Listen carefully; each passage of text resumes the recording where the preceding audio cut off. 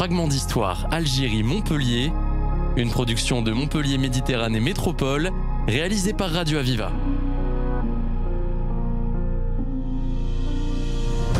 Rapatriés, harkis, appelés. Ils ont vécu en Algérie, y ont laissé leurs racines ou leur jeunesse, puis se sont installés à Montpellier. Découvrons comment les événements ont bouleversé leur vie personnelle et familiale. Monsieur Jordi, vous nous avez décrit une Algérie française un petit peu double, en fait une Algérie de la côte et une Algérie de l'intérieur. Et dans les années 50, c'est très marqué puisque plus de 80% des Européens vivent dans les centres urbains, alors que plus de 80% des indigènes musulmans vivent en milieu rural. Donc, leur réalité et leur perception de la situation sont forcément complètement différentes. En termes de niveau de vie, les 3/4 des pieds-noirs ont un revenu inférieur de 20% au revenu moyen en métropole. Le revenu moyen d'un indigène musulman est quant à lui 6 à 7 fois inférieur à celui d'un Français d'Algérie. Ça permet de comprendre un petit peu dans quelle société les personnes que nous avons interrogées ont vécu. Vous parliez tout à l'heure de la répression de mouvements indépendantistes. Et je crois que nous allons commencer par évoquer mai 1945, où il y a un soulèvement à Sétif qui est brutalement réprimé. Alors, vous avez raison d'insister sur le fait qu'il y a une double Algérie qui se met en place dans les années 30, on le voit bien, et qui va continuer effectivement après la Seconde Guerre mondiale. C'est-à-dire cette double Algérie, vous parlez en pourcentage, mais on peut parler aussi en chiffres. C'est-à-dire qu'en 1930, vous avez à peu près 800 000 Européens et un peu plus de 5 millions de musulmans. Mais il y a, comme vous l'avez dit, deux Algéries. L'Algérie de la côte, c'est-à-dire une Algérie de 50 km de côte, de profondeur. Et dans cette Algérie, vous avez effectivement 800 000, enfin un peu moins, 700 000 personnes. Et puis, on va dire un peu plus d'1 million... 1 200 000, 1 300 000 musulmans. Cette Algérie-là, elle a tous les atouts de la modernité. Il y a des hôpitaux, il y a des lycées, il y a des collèges, il y a des écoles, il y a des routes, il y a des ports. Il commence à avoir des aéroports. Voilà, donc ça permet de vivre. Et puis, vous avez l'autre Algérie qu'on ne voit pas, que personne ne voit d'ailleurs, qui est l'Algérie qui est dans les terres. Et cette Algérie-là, il y a très peu de Français, très peu de Français, mais vous avez près de 4 millions de personnes. Et ces 4 millions de personnes vivent de plus en plus dans une misère. Il suffit de lire les rapports qu'avait fait Camus en 1939, puis en 1945, pour s'apercevoir le degré de cette misère-là. Mais je dirais que ceux qui sont sur la côte, les Européens qui sont sur la côte, ils sont complètement ignorants de cette situation-là. Les musulmans qui sont sur la côte, ils ont parfois de la famille, donc ceux-là, ils sont au courant qu'il se passe quelque chose, qu'il y a une masse là de population qui est misérable, qui vit misérablement. Et les autorités françaises le savent, mais elles ne font rien. Elles ne se préoccupent pas du sort de ceux qui sont à l'intérieur des terres, et c'est là où il y a et finalement, le mouvement d'indépendance, il va grossir, il va partir de là aussi. De cette misère de l'intérieur par rapport à une opulence de la côte. Même si tous les Français d'Algérie, tous les Français qui vivaient de la côte ne vivaient pas dans l'opulence. On sait très bien, vous l'aviez dit, ils ont un revenu inférieur de 20% au revenu moyen français. Donc voilà. Mais ils vivent. Et que les autres arrivent tout juste à survivre. Ce qui pose un véritable problème. Quand arrive la guerre, déjà, les musulmans sont un peu plus réticents à faire la guerre. À partir de 1942, quand il y a le débarquement, ils veulent bien, mais si on leur promet une évolution juridique, etc., sociale, bon, que la France ne fait pas. La réalité, c'est que la France ne fait pas. Et ce qui se passe à Sétif, c'est-à-dire qu'une manifestation de nationaliste est interdit. Un gamin qui a 13 ans, qui avait un drapeau nationaliste, se fait tuer. Donc ça génère une émeute. Une émeute qui est terrible, qui provoque plusieurs morts chez les Européens, des acharnements sur les corps, enfin quelque chose d'assez horrible. Et puis une répression assez terrible, puisque alors là les chiffres on les connaît pas véritablement, mais entre les 1500 que dit l'armée, les 20 000 que disent maintenant les autorités algériennes, la plupart des historiens pensent qu'il y a eu entre 7 et 12 000 personnes. Voilà. Ce qui est quand même énorme. Mais c'est souvent le rapport. C'est souvent un rapport de 1%. Un tué, 100 tués. Et ça va se trouver un peu partout. Et cette répression qui est menée d'ailleurs avec l'assentiment de tous les partis politiques français, y compris le Parti communiste, qui voit dans cette insurrection de Sétif une manœuvre fasciste. Donc, cette répression est terrible et va marquer durablement les esprits. Au point que le général qui mène cette répression dira, Gérald Deval, dira tout doit changer dans 10 ans, sinon dans 10 ans, ça recommence. Il ne sera pas écouté, il ne sera pas entendu. 10 ans après, novembre 54, la Toussaint Rouge, voilà, un parti, un groupe qu'on ne connaissait pas, le FLN, lance une série d'actions dans la nuit du 31 octobre au 1er novembre, et c'est assez concerté, parce qu'il y a plus de 300 événements comme ça qui se passent en Oranie, surtout dans l'Algérois et dans le Constantinois, en Kabylie. Et c'est là où on a effectivement l'assassinat dans ce car du caïd Sadok et des époux Mondré. Voilà comment ça se passe en fait en réalité. En réalité, il y a, après la Seconde Guerre mondiale, il y a moi ce que j'appelais un temps de l'insouciance chez les Européens d'Algérie. Ils reviennent, ça y est, la guerre est finie, on va repartir comme avant. Y compris en France, on va repartir comme avant. Il faut reconstruire la France, parce que voilà, il faut la reconstruire, il faut faire appel. Donc, beaucoup d'Algériens viennent travailler en France, ils voient encore ce qui se passe, la différence de niveau. Donc, quand ils reviennent en Algérie, ils disent, mais en France, on ne vit pas comme nous. Il vaut mieux vivre en France que vivre en Algérie, quoi. De toute manière, en France, on n'a pas la nationalité française. On est de nationalité française, mais on n'est pas citoyen français. Ça aussi, c'est un point important à saisir. On peut être... Depuis 1848, les musulmans sont des nationaux, sont de nationalité française. Mais ils ne sont pas citoyens français. Aujourd'hui, nous, on dit, mais c'est pas possible. Quand on est citoyen, quand on est national d'un pays, on est citoyen. Mais non. Prenons je vous donne juste un petit exemple pour mieux comprendre. Prenez les femmes françaises en 1930. Elles étaient bien françaises.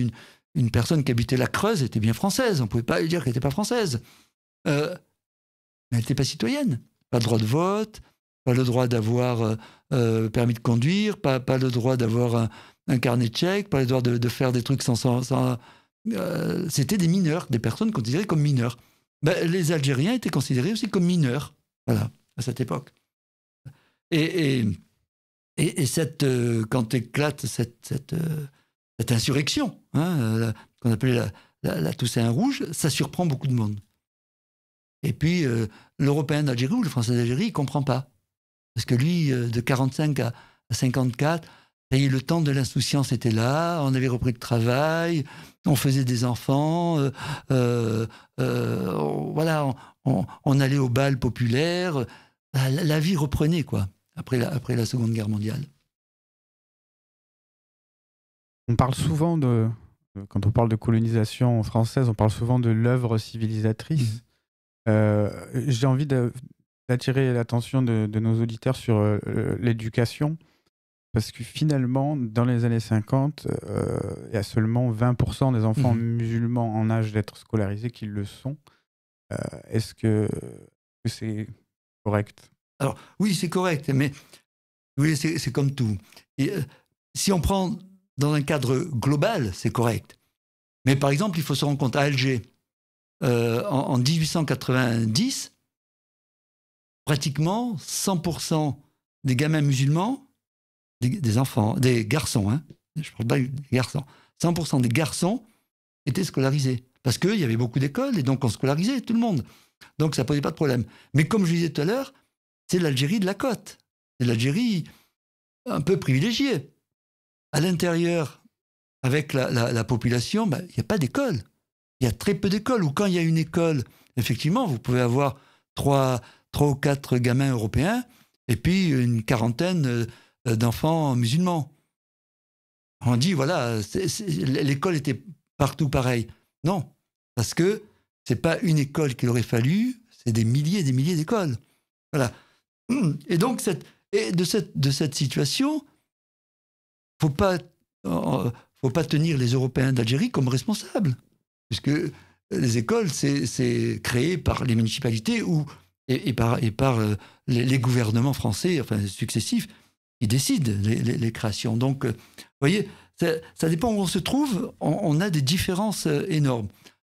Problème des filles, là, les filles n'allaient pas à l'école.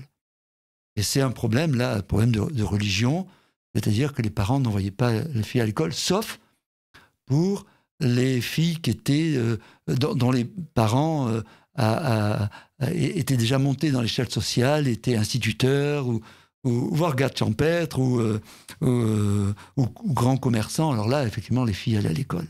Hein. Et donc, juste pour tenir, ce problème de l'école, c'est un problème important. Parce que souvent, moi j'entends des parents me dire, mais regardez, dans ma classe, à Oran, il y avait autant d'enfants musulmans que d'enfants français, européens. Oui, mais parce que c'est normal. C'est-à-dire qu'il y avait 800 000 Européens et un peu plus d'1 200 000 musulmans, et donc à peu près la moitié, puisque les filles ne vont pas à l'école, à peu près la moitié, donc c'est très bien. J'ai dit, mais regardez à l'intérieur des terres, il n'y a pas d'école. Il n'y a pas d'école. Et souvent, souvent, la plupart du temps, pendant la guerre d'Algérie, il y a des populations de Kabylie qui ne voient le français pour la première fois avec l'arrivée des soldats. Des soldats français qui viennent, entre guillemets, pour la pacification et qui viennent dans le cadre des sections administratives spécialisées. Et là, on apprend qu'ils vont créer une école, qu'ils vont créer un dispensaire. Et là, effectivement, il y a une première étape, hein, mais elle arrive en 56, 57.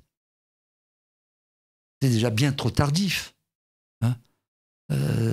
Et d'un autre côté, depuis déjà 1920, il y a tout un mouvement de fond très religieux qui fait que on demande d'envoyer les enfants dans les écoles religieuses plutôt que dans les écoles laïques, puisqu'on est en pleine laïcité en France. Vous parliez de la Toussaint Rouge, donc le déclenchement de la guerre par le FLN. Le FLN qui, au départ, a des effectifs assez réduits, qui a très peu de moyens, mais qui va réclamer l'exclusivité de la lutte pour l'indépendance et qui va être plus ou moins obligé, c'est peut-être pas le bon mot, mais d'utiliser l'ultra-violence pour convaincre la population et pour creuser le fossé. Cette ultra-violence a été aussi pratiquée par l'armée, par certains ultras de l'Algérie française qui ont fait des attentats. Et donc, c'est une guerre où l'attentat est une arme politique. On peut... Oui, où le terrorisme devient un acte politique. Hein. Ce qui importe, c'est que, effectivement, le FLN ne représente pas beaucoup de... c'est pas une force armée énorme en 54. Même, bon, en France, on pense qu'on va le liquider facilement. Mais il a quand même en 55 et même 56 une certaine audience dans la population. Dans la population qui est acquise à cette idée d'indépendance parce qu'on leur dit qu'avec l'indépendance, on va renouer avec un passé glorieux, il y aura l'école, il y aura tout ça, quoi. Donc, oui, si c'est tout ça, je veux bien vous soutenir. Voilà. Mais d'un autre côté, l'armée française a compris. Pas oublier que l'armée française, elle rentre meurtrie de la guerre d'Indochine, qu'elle a perdue. Hein, elle a perdu la guerre d'Indochine et elle rentre. Et donc, pas question pour perdre une seconde fois, quoi. Hein. En Algérie, il y a une population française importante. Il n'y en avait pas en Indochine. Donc, l'armée française a aussi toute une organisation aussi de type psychologique. Hein. Et la population, les civils, qu'ils soient musulmans ou européens, français, vont être l'objet de toutes les attentions. Alors au départ, c'est par le verbe, hein, et la France c'est bien, oui, mais l'indépendance c'est bien, etc. Donc, et puis comme il y a cette, les populations ne savent pas trop choisir, là effectivement il y a la violence qui commence, c'est-à-dire qu'il faut les faire venir par tous les moyens, et tous les moyens c'est la violence et c'est le terrorisme. Alors la violence, c'est d'abord les musulmans qui la subissent, de la part du FLN et de l'ALN, de l'Armée de Libération Nationale. Hein, on oblige, enfin, les membres du FLN et de l'ALN obligent les populations à donner de l'argent, à donner de la nourriture, quand bien même elles sont misérables, à les héberger, avec tout ce qui peut se passer comme représailles. Oui, du côté de l'armée française, mais oui, vous avez aidé, nanina. Et donc on bombarde les Mechta, voilà. Donc cette population est prise entre deux feux et elle est vraiment l'objet des attentions, comme vous le disiez, des attentions ultra-violentes des uns comme des autres. Hein. Montrer que du côté de l'armée française, ceux qui sont pris à la main, l'arme à la main, sont tués de suite, hein, parce que la France, elle ne tolère pas ça. Donc, c'est aussi donner un signal. Et vous allez de l'autre côté, voilà. Et pareil du côté de l'ALN et du FLN, c'est-à-dire les représailles, on va tuer qui le frère, qui l'oncle, on va violer la femme, etc. Pour dire, attention, si vous n'êtes pas de notre côté, vous êtes nos ennemis. Et donc, il y a des massacres qui se passent. Hein. Massacre de Mélouza, c'est ça. Hein. Où près de 360 personnes, femmes, enfants, hommes, vont être massacrés par un groupe de l'ALN, bon, ordonné par le FLN. Hein. Donc, oui, cette population est prise entre deux feux. Et c'est la population musulmane qui, dans un premier temps, qui subit tout ça. Et d'ailleurs, c'est cette ultra-violence qui va faire que beaucoup de musulmans, pour se sauver, pour sauver leur vie, vont aller du côté français. Et c'est la première création des harkas, donc de ces populations musulmanes qui connaissent très bien, qui sont à l'intérieur des terres. Hein. Il y a très peu de harkas sur la côte, à l'intérieur des terres, pour lutter contre les groupes de l'ALN et les bandes de l'ALN. On peut faire un petit focus justement sur ces harkis, sur leur situation, la manière dont ils étaient recrutés et bon, évidemment leur abandon en 62. Alors bon, les harkis, c'est toujours le point le plus compliqué de la guerre d'Algérie. Pourquoi ? Parce qu'il y a eu une chape de silence après 62 sur ces populations qui étaient du côté de la France. Évidemment que la France a abandonné en grande partie, a désarmé, a abandonné en grande partie, qui a été massacrée en Algérie. Hein, beaucoup ont été massacrés en Algérie. Quand ils sont arrivés en France, on les a mis dans les camps. Mais cette population, elle est venue du côté de la France pour plusieurs raisons.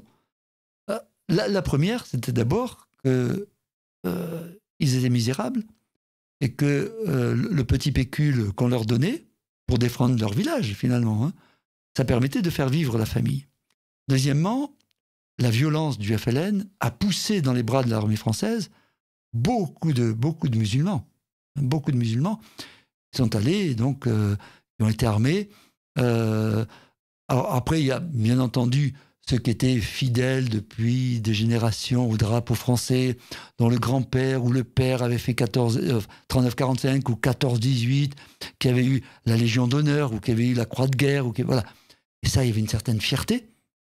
Et donc, une population étalée de ce côté-là. Mais je pense que les deux principales, c'est en fait la solde et la violence du FLN était prédominante dans la création de ces RK. Or, les RK, c'était des groupes normalement de 25 à 30 personnes, dirigés, on va dire, par un lieutenant ou un sergent ou un capitaine français, parce que toujours français, et elles étaient chargées de protéger les villages, mais certaines étaient aussi chargées d'aller plus loin, c'est-à-dire de suivre des bandes, de coller quand une bande de l'ALN était repérée et de faire la chasse, le commando de chasse. Et donc là, effectivement, c'était ou tu meurs ou je meurs. Donc la violence là était exacerbée quand même. Voilà. Et ceux-là pensaient être français par le sang versé et par le fait d'être sous le drapeau français. Et en fait, ils se sont aperçus qu'en France, enfin, ils ont été abandonnés en Algérie, et en France, ils ont été parqués. Donc, pour les harkis, c'est vraiment une double trahison, quoi.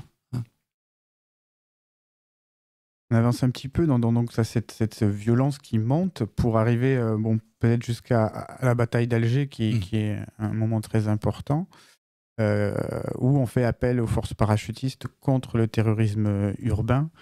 Et à partir de là, le fossé est infranchissable un petit peu. Oui, parce qu'en 54, il y a la Toussaint Rouge, et puis il y a quelques... Mais c'est relativement calme. En 55, effectivement, à partir d'août, avec ce qui s'est passé à El Alia, c'est-à-dire Zigout Youssef, qui est un dirigeant, décide de mener une action très meurtrière, très sanglante vers El Alia. Et là, il y a une centaine de personnes mutilées, découpées en morceaux, enfin un truc assez atroce. Et effectivement, l'armée commence à poursuivre les groupes et puis tue aussi, y compris des innocents. Parce qu'on ne sait pas, mais voilà, c'est un musulman, peut-être il a pris parti, donc on tire. Voilà. Donc, les villes sont à peu près préservées.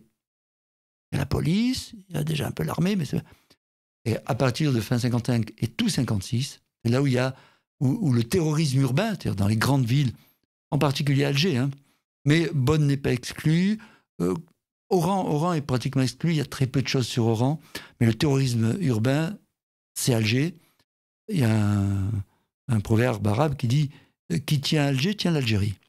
Donc, c'est Alger.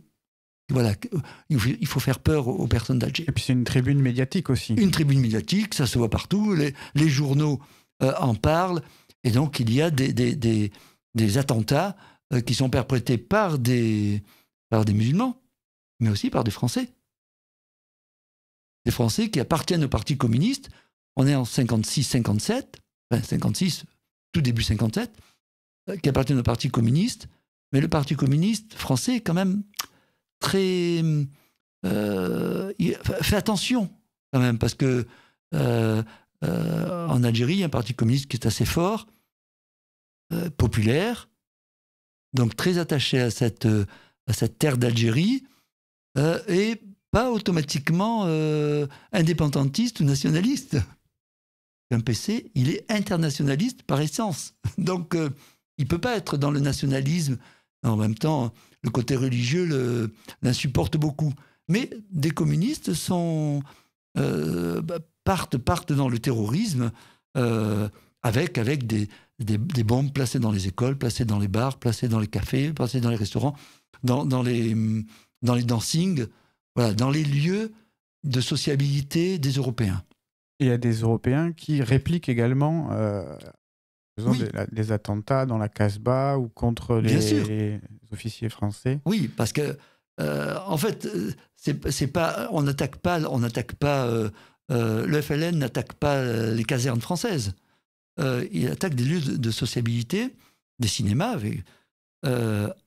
Et du coup, il y a des ultras qu'on appelait les ultras de l'Algérie française, bien avant l'OAS, ça viendra bien plus tard, qui sont des groupes paramilitaires très peu importants, mais très, très, très fortement armés, on va dire, et qui n'hésitent pas à répliquer de la même manière, c'est-à-dire en faisant des attentats contre des musulmans, mais en ciblant. La différence, c'est que les uns ne ciblent pas, jettent une bombe, une grenade dans une école, etc. Ceux les ultras, eux, ciblent ceux qui sont du FLN, ceux qui aident le FLN, y compris des religieux qui aident le FLN. Donc voilà. Et donc on a comme ça une exacerbation de la violence. Hein, ça va toujours plus loin, toujours plus loin, toujours plus loin. Et l'État français va décider de donner les pleins pouvoirs à l'armée. Hein. La police ne suffit pas, les renforts ne suffisent pas, et donc le gouvernement français donne à Massu et surtout à Bijard le soin de régler le terrorisme à Alger. Et c'est la bataille d'Alger. Et la bataille d'Alger, c'est surtout la bataille dans la Casbah. La Casbah, c'est le fief. Hein. Donc là, effectivement, à partir du moment où l'armée a les pleins pouvoirs, tout est possible, les exactions, les machins, les meurtres. Mais en même temps, Bijard va gagner. Il gagne très largement la bataille d'Alger. Hein. Il ramène le calme à Alger en 57. Hein. Donc, voilà, tout le monde dit, ben voilà, ça y est, c'est terminé. Sauf que c'est pas terminé. C'est pas terminé, malgré tout ce qu'on vient de décrire, les choses continuent à se dégrader. Et en 1958, général de Gaulle se pose un petit peu en homme providentiel. Il est appelé au pouvoir par les Européens d'Algérie et par l'armée également. Et donc, il arrive et le discours qu'il prononce à Alger le 4 juin a souvent été raconté par des personnes de notre collègue de témoignage. Ce « je vous ai compris », c'est aussi un pivot de la guerre d'Algérie. Comment vous l'analyseriez-vous ? Alors, effectivement, on va dire que c'est Alger qui appelle de Gaulle au pouvoir. Alors, on peut dire que ce qui s'est passé en avril et début mai 58, il y a des problèmes en Tunisie, parce qu'il y a 3 militaires français qui avaient été prisonniers et qui sont exécutés, ce qui est contraire à tout le code militaire. Il y a des militaires qui n'en peuvent plus, création d'un comité de salut public à Alger et en Corse. On oublie la Corse, mais il y a un comité de salut public en Corse. Et à Alger, effectivement, la population arrive en masse et réclame l'arrivée au pouvoir du général de Gaulle. Et qui déclare je suis à la disposition de la France, hein, sur la Grande France, etc.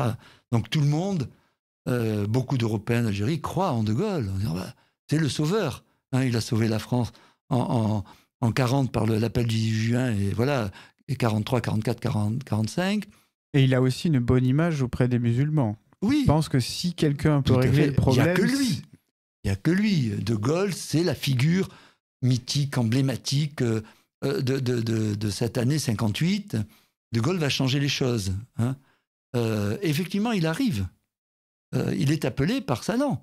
Il est appelé par Soustelle. Il est appelé par tous ceux qu'on va retrouver après dans la dissidence OAS.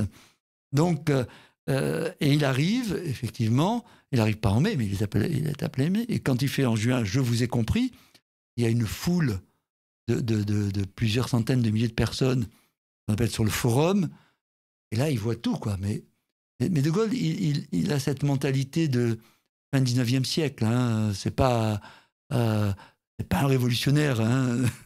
Donc, cette mentalité, c'est... voilà, si vous voulez être français, ben oui, je vous accorde la nationalité française, mais vous devenez français. Vous laissez tout le reste de côté, quoi. La France est supérieure à tout, donc voilà, pour X raisons, ça se fait comme ça, et donc il faut tout abandonner, vous devenez français. Et d'ailleurs, il dit, je ne vois ici qu'une population de Français. Je vous ai compris, mais qu'a-t-il compris? À qui il dit je vous ai compris? Aux Français européens, aux musulmans, parce qu'il y a des personnes qui sont habillées en gandoura, et il y a des femmes musulmanes qui sont là, qui sont voilées. Hein. Alors, c'est pas le voile comme maintenant, hein, c'est le petit voile blanc ajouré, très beau, enfin, tout en blanc, qu'avaient les musulmanes algéroises. Donc, voilà. Et est-ce qu'ils se rendent compte quand même qu'il y a ces deux Algéries, qu'il y a cette population, etc. Moi, j'ai pu voir dans les archives du secrétariat général de l'Élysée de 58 à 62, que De Gaulle, très rapidement, hein, fin 58, début 59, pense à l'autodétermination et à l'indépendance. Il ne pense pas du tout que l'Algérie puisse un jour intégrer complètement la France. Qu'elle soit associée à la France, pourquoi pas, qu'elle soit française complètement, non. Pour lui, c'est pas possible. Premièrement, il y a trop de populations musulmanes et dont la population croît de manière beaucoup plus importante que la population européenne. Il a bien saisi le poids du religieux là-dedans, la force du religieux. Et il n'est pas pour une intégration complète. Donc, il a même... à cette époque, on est pour l'assimilation, on n'est pas pour une intégration. Donc, ils disent ils sont inassimilables à l'esprit français. Ils peuvent devenir français, mais l'esprit français, ils ne l'auront jamais. Donc, ils seront toujours des Français un peu de seconde zone. Donc, je pense que dès la fin 58, début 59, il n'est pas pour que l'Algérie reste française. Il faut la pousser petit à petit. Pourtant, donc, il fait quand même beaucoup d'investissements économiques et surtout un énorme effort militaire avec le plan Châle fait que quand les négociations commencent, l'ALN à l'intérieur de l'Algérie est extrêmement affaiblie. Donc on commence des négociations sur ce tableau-là, quoi. Des négociations qui vont déboucher sur les accords d'Évian. Qui ne sont pas du tout acceptés par les Européens d'Algérie, ce qui un petit peu explique un peu l'existence de l'OAS, même si l'OAS elle est créée avant les accords d'Évian, bien un an à peu près. Et donc, pour parler de cette année 62, faire un focus dessus, donc on a les accords d'Évian qui sont un peu un marché de dupes. Oui, mais les accords d'Évian se basent sur toute une série de relations entre les émissaires du FLN et puis les émissaires du gouvernement français. Et on essaie de se mettre d'accord. Alors, il y a deux grands points qui sont essentiels pour la France. Et les Européens doivent rester. Ils auront le choix entre rester français et devenir algériens. Mais on leur garantit la sécurité de leurs biens, de leurs personnes, etc. Et puis le Sahara. Le Sahara reste français. On vient de découvrir du pétrole, le Sahara, ça reste français. Le FLN n'est pas du tout dans cette optique-là. Le Sahara, c'est algérien. Il n'en démordra pas. Et puis, par rapport aux Européens d'Algérie, s'ils veulent rester, ils peuvent rester. Ils auront pendant 2 ou 3 ans ou 5 ans la possibilité de devenir français, mais après, il faut qu'ils s'intègrent. Voilà, hein, À l'Algérie. à l'Algérie. Sinon, il faut qu'ils partent, quoi. Voilà. Et dans une certaine mesure, il y a beaucoup aussi de dirigeants du FLN qui pensent vraiment que la population française ne pourra pas rester en Algérie parce qu'on n'en veut plus. Il faut qu'elle parte. Ce sont des envahisseurs, ce sont des mécréants, ce sont des roumis, donc il faut qu'elle parte. Donc il faudra la faire partir d'une manière ou d'une autre. Hein. Donc quand il y a... Et les accords d'Évian posent un gros problème. Parce que c'est signé entre le FLN et le gouvernement français. Mais ça veut dire que le gouvernement français a reconnu que le FLN comme seul interlocuteur. Alors que le MNA aurait pu faire partie des accords d'Évian. Le FLN a refusé. Finalement, l'OAS est créé en février 61 à Madrid. Bon, on commence à avoir une petite importance à partir d'avril-mai 61. L'OAS n'est pas convié. C'est-à-dire que les Européens d'Algérie, les Français d'Algérie, ne sont pas conviés aux accords d'Évian. Et l'OAS prend le relais des putschistes d'avril 61 pour essayer de sauver l'Algérie française. Voilà, donc l'OAS n'est pas tenu par les accords d'Évian, le MNA n'est pas tenu par les accords d'Évian, ça a été fait finalement dans le dos, on va dire, d'une partie de la population algérienne, y compris les harkis, hein, et dans le dos d'une grande partie de la population française qui voit dans l'OAS le seul rempart face au FLN. Et donc, ils n'acceptent pas l'indépendance et les accords d'Évian. Hein. Donc, il faut dire aussi que depuis septembre 61, il y a une flambée de violence qui est terrible dans les villes. Ça y est, dans le bled, la LN domine. La LN tient le bled. Ça, pas de raison. L'armée, fin 61, commence à désarmer les harkis et à se replier vers la côte. Donc, tout le bled est aux mains de la LN. Il n'y a plus d'incursion. Il n'y a que la Légion qui reste encore à Sidi Bel Abbès. Mais on lui demande de rester encaserné. Hein. Voilà. Tout le monde a peur de la Légion à cause du putsch, mais bon. Cette flambée de violence, alors c'est un fossé de sang et de haine. Hein. Et finalement, ça devient une ultra-violence, mais quotidienne. Mais on ne se rend pas compte aujourd'hui. Hein. J'ai vu à Alger, en janvier 62, il y a plus de 550 attentats dans le mois. On fait 20 attentats par jour dans Alger. Je ne compte pas les autres villes qui vont devenir à feu à sang. Oui, nous avons des témoignages qui expliquent des fois, on sortait du bureau, on enjambait un cadavre. Tout à fait. Où il y avait quelqu'un qui se faisait tirer dessus dans le dos, dans la rue, ou des grenades qui étaient jetées un peu partout. Enfin, c'était le chaos complet. Et ce chaos complet, en partie, alimenté aussi par les actions de l'OAS. Nous sommes un petit peu pris par le temps, donc on va faire un tout petit saut dans le temps, puis on va se projeter à Oran en juillet 62, qui est une journée assez particulière et qui est peut-être un peu moins connue de nos compatriotes. Donc, en juillet 62, l'OAS est partie. C'est le moment où il y a la transition de pouvoir entre l'administration française et la LN et le FLN qui arrive.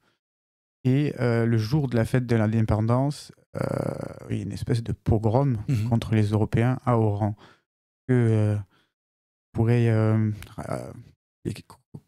Comment faut-il raconter cette histoire ? Qu'est-ce qui s'est passé ? Il faudrait dire que juste avant, quand même, il y a quand il y a les accords d'Évian qui sont signés, on a le blocus Bab el-Oued, il y a déjà des affrontements assez forts entre OAS et armée française. Hein. Le FLN ne fait rien là-dedans. La rue d'Isly, le FLN n'a rien à voir. Même si on pense que certains membres du 4e régiment de tirailleurs algériens faisaient partie du FLN. Mais là, on n'est pas encore sûr. Et puis, cette montée de violence, effectivement, va continuer jusqu'à la date d'indépendance. Hein. Voilà.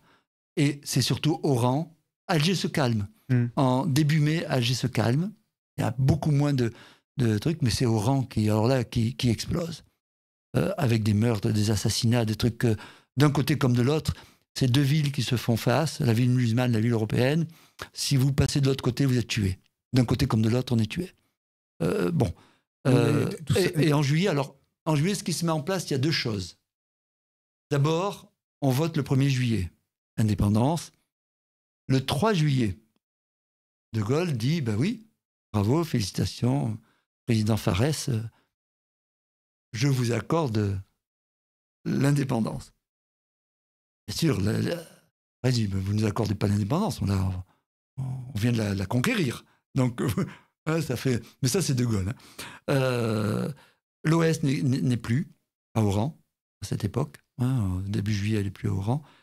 Et 5 juillet, effectivement, il y a une liesse assez importante, etc., qui se passe, avec une foule qui est plutôt localisée dans le village nègre et dans les quartiers dits musulmans, la Mure, etc., qui dévalent, on va dire, hein, qui arrivent vers le centre européen. Et puis, il y a quelqu'un qui crie, il y a des coups de feu, je ne sais pas d'où ils viennent, c'est l'OS. Et là, déclenchement d'une folie meurtrière, c'est-à-dire tous les Européens qui sont trouvés sont tués, sont emmenés au Petit Lac, massacrés, torturés, violés, etc. Et des choses assez atroces, puisqu'on sait maintenant qu'il y a 700 morts et disparus, des personnes qui sont enlevées, qu'on n'a plus du tout revues, qui sont maintenant tous enterrés dans le Petit Lac. J'ai pu montrer qu'il y avait des charniers qui avaient été creusés à la va-vite au Petit Lac. Et donc, avec ce sentiment que la France avait à nouveau failli, parce que l'armée française est restée encasernée, cantonnée. Et le général Katz, qui était au courant de tout, il savait dès le début ce qui se passait. Alors dans ses mémoires, il dit c'est pas vrai, je ne savais pas, machin, mais c'est pas vrai, c'était pas ça, etc. En réalité, dans les archives qu'il a lui-même signées à cette époque, il était au courant de tout, tout le monde l'avait averti. Et l'armée est restée l'arme au pied, n'a pas défendu, sauf quelques exceptions, n'a pas défendu les Français. Et donc, ce massacre d'Oran, qui n'est pas accepté en Algérie, non, il ne s'est rien passé en Algérie, à Oran, bon, quelques meurtres, mais bon, de vengeance, etc. Et pas un massacre comme vous pouvez le dire, monsieur Jordi, comme on m'a dit une fois, mais moi j'ai les noms. Et je sais exactement qui, je sais comment ça s'est passé. On a les archives, on a tout ça. Donc c'est encore très mal accepté en France. Peut-être parce que en plus de cette fureur populaire de fin de guerre qui peut être compréhensible, hein, c'est pas la seule fois que ça s'est passé comme ça, il y a aussi un affrontement à l'intérieur du FLN qui fait que cette journée est encore plus tragique. C'est-à-dire qu'il y a une partie du FLN, plutôt du côté de Ouari Boumedienne, qui veut discréditer le GPRA d'Alger. Tout à fait. Avec donc, il est impliqué aussi, le FLN, dans cette journée-là tragique. Oui, parce que la wilaya d'Oran, elle est normalement pilotée par Ben Bella et par Boumedienne, hein, qui est aux frontières. Et Ben Bella, il a envie du pouvoir. On le sait déjà depuis 60, début 61, il a envie du pouvoir. Donc, comment discréditer Alger et le GPRA? Et moi, je suis persuadé qu'il a quand même agi pour ce 5 juillet. Il y a tout un réseau il y a des facteurs qui me permettent d'analyser cette journée, comme quoi il y a tout un encerclement de cette ville d'Oran par les armées, par des convois de la LN dirigés par Boumedienne. Et donc, quand il se passe ça, Ben Bella dit à Alger, vous voyez, à Oran, vous n'avez pas su mettre le calme. Et moi, je suis arrivé le lendemain, le 6 et le 7 juillet, et j'ai remis le calme. En fait, c'est lui qui avait allumé le feu. Donc, il a éteint le feu. Et donc, il y a une tension qui va se faire. Et puis, cette Algérie, elle est anarchique en juillet, en août.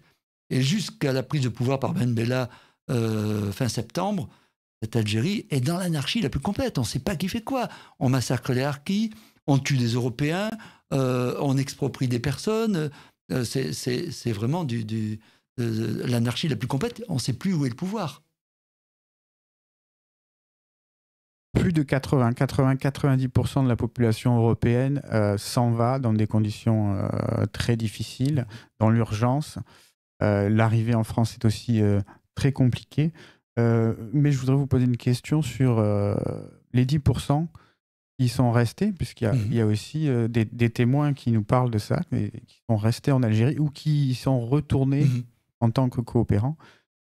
Ça représentait combien de personnes? Quelle importance avait ce phénomène-là? Alors, il y a 3 mouvements de départ. Hein. D'abord, un mouvement de départ entre 55 et 60, donc des familles qui décident de partir. Elles ne sont pas ni rapatriées ni rien, puisque le cadre même de rapatrier n'existe pas. Donc, elles viennent en France, elles s'installent. Moi, j'ai pu évaluer sur cette période un peu plus de 80 000 personnes qui sont parties. Après, on a un grand départ en 61.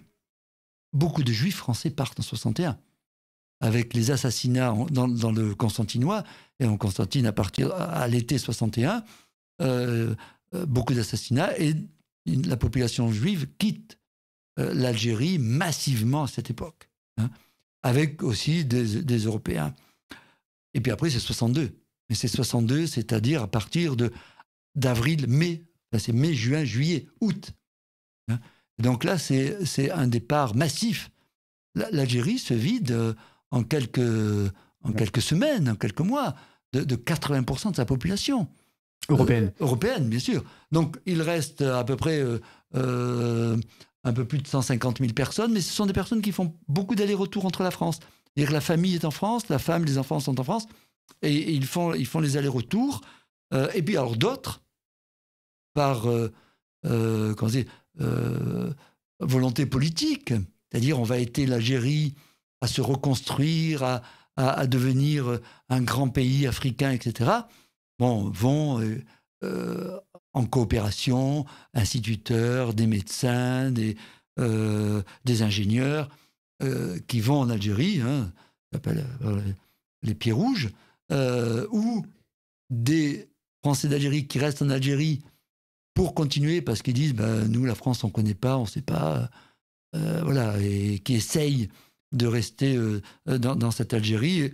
Et beaucoup repartent après en 64, en 65, en 66, voire à partir, il y en a qui ont pu rester jusqu'à la décennie noire, c'est-à-dire jusqu'en 1990. Hein, et là, ils ont été obligés de partir. Et donc, c'est un peu la fin de la présence française en Algérie. Faussement la fin, parce que beaucoup d'Algériens sont binationaux. On a une population binationale franco-algérienne très importante en France. Je vais terminer notre interview par une petite question personnelle, si vous le permettez. Nous avons dit en introduction que vous êtes né à Fort-de-L'Eau, dans la baie d'Alger. Vous avez quitté l'Algérie à l'âge de 7 ans, en 62, comme beaucoup d'Européens. Est-ce que vous pouvez nous donner votre sentiment sur cet exil, et est-ce qu'il a eu un impact sur vos choix de carrière? Alors, bon, il se trouvait qu'on était... donc, je suis né à Fort-de-L'Eau, et mon père était coiffeur Cap Matifou, donc d'un petit village. Et puis, je me souviens très bien, parce que je n'avais pas encore 7 ans, ma sœur 9 ans, pas encore 9 ans, et on n'était plus que deux familles européennes, alors qu'on était bien plus nombreux, mais tout le monde était parti. Et moi, mon grand-père ne voulait pas partir, parce qu'il était né en Algérie, ses parents aussi, ses grands-parents aussi. Donc, il disait, moi, la France, je ne connais pas, quoi. Qu'est-ce que je vais faire en France, voilà. Et puis, il arrivait à 60 ans, qu'est-ce que je vais faire en 62? en France, on va me considérer comme, voilà, comme un vieux. Un jour, mon père arrive un soir, le 29 juin, donc très près de l'indépendance, et il nous dit on part demain. Ah, on part demain? Bon, mais on part où? On part comment? Mais pour les enfants que nous étions, ma sœur et moi, bon, à part le fait qu'on ne pouvait pas emmener les rares jouets qu'on avait, mais c'était une aventure. On allait prendre le bateau, on allait traverser la Méditerranée, on allait en France. Enfin, c'était quand même... Voilà, c'était une aventure. Alors bien sûr, on voyait tout le monde pleurer dans le bateau, ma mère pleurait, mon grand-père qui avait été embarqué de force parce qu'il ne voulait pas partir. On ne comprenait pas tout ce qui se passait. Mais c'était un peu l'aventure, quoi. Alors après, en arrivant en France, 24 heures après, on est plongé dans l'âge adulte, quoi, à 7 ans. Parce qu'on arrive en France, on dort dans une dauphine que mon père a récupérée par des amis, etc. Voilà. On dort plusieurs jours dans une dauphine à Marseille. Et après, on part sur Toulouse. Et puis on revient sur Marseille. Et puis on nous donne des sandwichs, le jambon est vert. Donc ma mère dit vous mangez pas ça. Voilà, donc elle gratte tout, on mange que le pain. Voilà, pendant quelques jours, mais c'est un peu le cadre de toutes ces migrations forcées, subites et subies, qui font que ça se passe comme ça, quoi. Mais en même temps, nous, on est jeunes. Donc, on voit plein de choses. Et puis après, à Marseille, bon, on sait qu'il ne faut pas qu'on dise qu'on est pieds noirs. Mais d'un autre côté, il y a tellement de pieds noirs à Marseille qu'on se reconnaît vite, quoi. Donc, il y a quelque chose qui se passe. Et puis après, les parents doivent se reconstruire, doivent reconstruire leur vie. Donc, retrouvent du travail, se battent pour leurs enfants et se battent pour que leurs enfants deviennent voilà, aient un bon niveau scolaire, etc. Et finalement, alors je vais peut-être faire bondir certains auditeurs, mais pour ma génération, celle qui est née en Algérie, on va dire entre 1950, on va dire, et puis 1962, le fait d'être venu en France, ça a ouvert des univers ou des horizons qu'on n'aurait pas eu en Algérie. Oui, c'est pas seulement un traumatisme, voilà. C'est aussi une ouverture sur l'avenir. Ma sœur ou moi, fille et fils de coiffeur, en Algérie, en plus, c'est assez pauvre. C'est pas la misère, mais c'est pas... Voilà. On n'aurait pas fait des études comme celles que nous avons fait en France. Et nos parents nous ont poussés à faire des études en France. Peut-être qu'ils n'auraient pas fait de la même manière en Algérie. Mais voilà, c'était cet exode et l'exil a été vécu comme une revanche à prendre sur les Français. Et finalement, ça a été le malheur de mes parents. Ça a été une possibilité pour les enfants d'aller plus loin. Et quant à votre carrière universitaire, c'est un choix qui vient de votre histoire personnelle Pas vraiment. Moi, je voulais travailler, je vous le dis, je voulais travailler sur la guerre d'Espagne. Donc, j'étais allé voir le professeur Émile Temim, qui avait fait un gros bouquin sur la guerre d'Espagne. J'ai dit, moi, j'ai envie de travailler sur la guerre d'Espagne. Il dit, d'accord, c'est très bien. Donc, j'ai commencé un peu à travailler avec lui. Et puis, à un moment donné, il me dit, ah ben oui, mais il paraît qu'il y a des Espagnols en Algérie. Alors, je dis, oui. En Oranie, je sais qu'il y en avait beaucoup. Puis, j'avais ma belle famille, qui était, voilà. Et puis nous on est entre guillemets, vous l'avez dit, mahonnais, donc Mahon de l'île de Minorque, Mahon étant la ville principale de cette île de Minorque, et bon, espagnol, et donc je sais qu'il y en a. Donc il me dit, faites votre thèse là-dessus. Il me dit non, il n'y a rien, vous serez le premier à faire une thèse sur les Espagnols en Algérie. Donc j'ai fait ma thèse sur les Espagnols en Algérie. Après, travaillant avec lui, ça avait bien marché. Il me dit, je vais travailler sur l'histoire des migrations à Marseille. J'ai besoin de quelqu'un qui travaille sur les pieds noirs. Il me dit, vous êtes pieds noirs, donc vous connaissez. Et donc, on le faisait avec un grand sociologue algérien, Abdelmalek Sayad. Il m'a dit, écoute, fais-le parce que tu es tribal et atribal. C'est-à-dire que tu es tribal parce que tu es de l'intérieur de la tribu, donc on va pas te mentir, tu vas comprendre, et tu es atribal en tant qu'historien, tu regardes la tribu de l'extérieur. Donc, il me dit, tu indiquais, donc en travaillant sur les pieds noirs arrivés à Marseille en 62, sur aussi ceux qui venaient du Maroc, d'Indochine et de Tunisie, j'avais quantité de documents. Donc mon prof dit, maintenant que tu as fait ça, tu travailles sur les pieds noirs. Donc je travaille sur les pieds noirs, sur les harkis, et voilà, et ça s'est fait comme ça, quoi. Ça s'est fait comme ça. En tout cas, je vous remercie vivement d'être venu à notre micro pour nous apporter ces éléments de contexte historique. Merci à vous. Merci beaucoup. Merci à vous. C'était Fragment d'Histoire, Algérie-Montpellier, une production de Montpellier Méditerranée Métropole, réalisée par Radio Aviva.